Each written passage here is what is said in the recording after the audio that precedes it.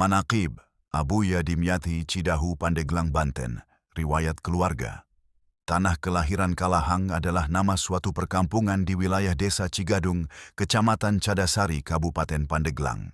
Di kampung ini terdapat sebuah masjid kuno, peninggalan kakek-kakek Abuya, yang konon dibangun oleh seseorang waliullah bernama Tubagus Buang.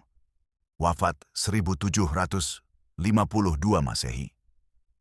Masjid kuno tersebut telah direnovasi dan diperluas oleh Abuya sekitar tahun 1980 Masehi, tanpa merubah bentuk arsitekturnya.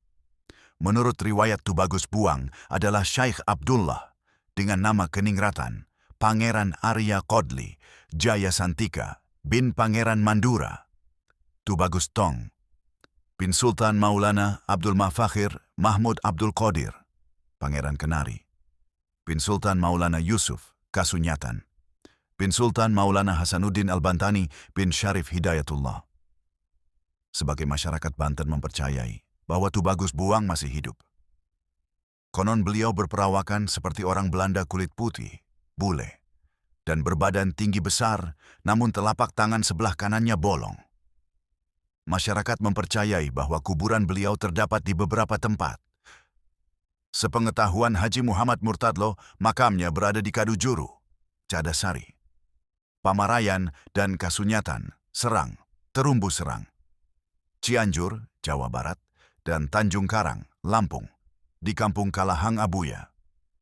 Cidahu dilahirkan dari pasangan suami istri yang syaleh dan syalihah, Kiai Haji Muhammad Amin dan Nyai Hajah Ruqayyah, orang tua Ahmad Dimyati. Ayahanda Ahmad Dimyati Kiai Haji Muhammad Amin, yang mempunyai nama kecil Haji Indra. Putra dari pasangan suami istri Haji Dalin dan Hajah Arsiti, berasal dari kampung Kadujeruk, Cadasari Pandeglang, adalah seorang yang berwajah tampan, berperilaku apik, dan memiliki suara yang lantang serta menggema. Beliau dikenal sebagai alim yang waroh dan zuhud, yang mengajarkan kitab-kitab pada santrinya, dan seorang ahli thoriqoh, Al-Qadiriyah, wan Naqsyabandiyah, dan ahli qiraat. Beliau memiliki sifat tawadlu, rendah hati, dan orang yang selalu melaksanakan ibadah sholat tepat pada awal waktu. Kiai Haji Muhammad Amin menikah dengan Nyai Hajah Ruqayyah putri dari pasangan suami istri Haji Arta dan Hajah Maya yang berasal dari Kalahang. Kemudian mereka menetap di Kalahang, kampung halaman istrinya, dan dikarunia 3 orang putra, yaitu 1. Kiai Haji Muhammad Dimyati Abuya Cidahu, lahir di Kalahang hari Sabtu 27 Sya'ban 1337 Hijriah, 1920 Masehi. Wafat malam Jumat pukul 02.50 waktu Indonesia Barat, tanggal 7 Sya'ban 1423 Hijriah, 3 Oktober 2003 Masehi. 2. Kiai Haji Ahmad Wasyi, lahir di Kalahang Kamis 1 Januari 1938. Wafat hari Sabtu 8 Rajab 1434 Hijriah, 19 Mei 2003 Masehi. Pukul 19.15 waktu Indonesia Barat. Dimakamkan di Cidahu 3. Kiai Haji Muhammad Sayuti, lahir di Kalahang tahun 1942. Wafat hari Sabtu pukul 17.15. Tanggal 28 Muharram 1425 Hijriah, 20 Maret 2024 Masehi.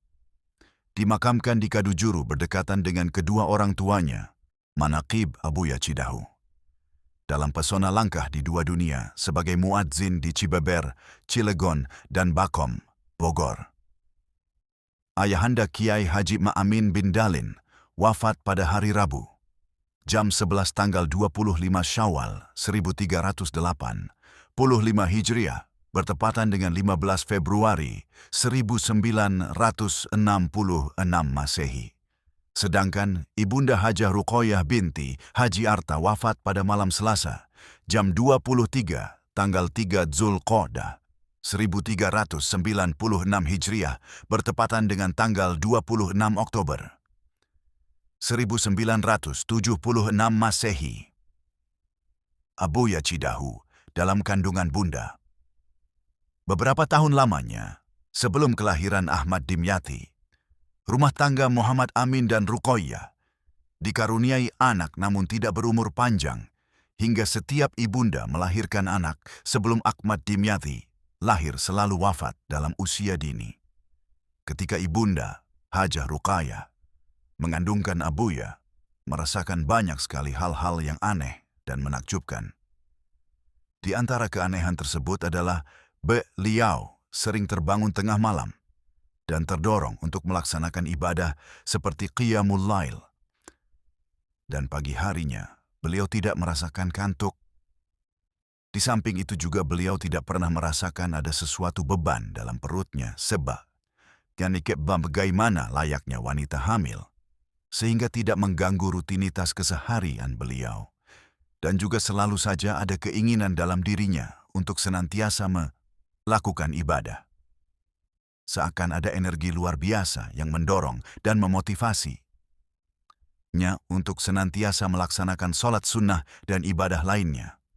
Seolah-olah tidak ada waktu untuk bekerja yang lain selain ibadah dan taqarrub kepada Allah Subhanahu wa Ta'ala.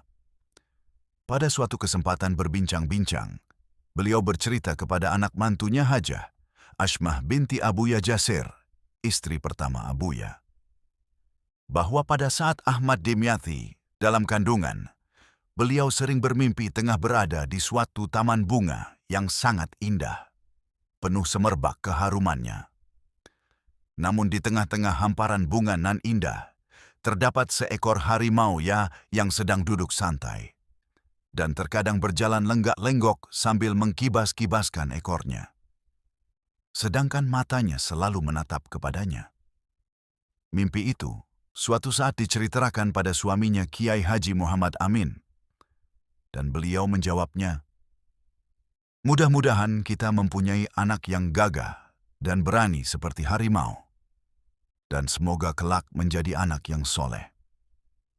Manaqib Abuya Cidahu dalam pesona langka, di dua dunia yang sedang duduk santai, dan terkadang berjalan lenggak-lenggok sambil mengkibas-kibaskan ekornya, sedangkan matanya selalu menatap kepadanya. Mimpi itu suatu saat diceritakan pada suaminya Kiai Haji Muhammad Amin, dan beliau menjawabnya, "Mudah-mudahan kita mempunyai anak yang gagah dan berani seperti harimau, dan semoga kelak menjadi anak yang soleh." Masa balita pada usia balita, Ahmad Dimyati sudah terbiasa bangun tengah malam dan tidak tidur lagi sambil bermain-main sendirian hingga subuh tiba. Suatu fenomena yang aneh dan luar biasa bahwa pada usia seperti itu sudah terbiasa bangun pada tengah malam di saat orang lain terlelap dalam mimpi indahnya masing-masing. Karena pada umumnya anak sekecil itu terbangun pada tengah malam hanya untuk menangis dan mengompol. Namun hal seperti ini sebenarnya biasa terjadi untuk orang-orang tertentu yang mengisyaratkan bahwa ia akan menjadi manusia besar dan bermanfaat bagi umat.